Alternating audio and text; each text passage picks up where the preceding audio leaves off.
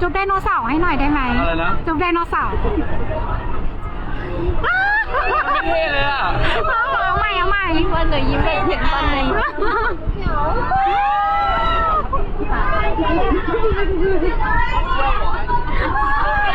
พี่เบิร์ดขอได้แล้วกูเกิดมา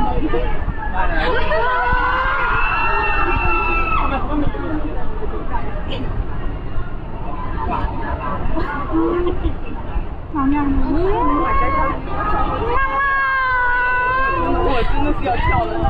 จุ่มแก้มต้องได้แล้วไหมจุ่มแก้มจุ่มแก้มครับบ๊ายบาย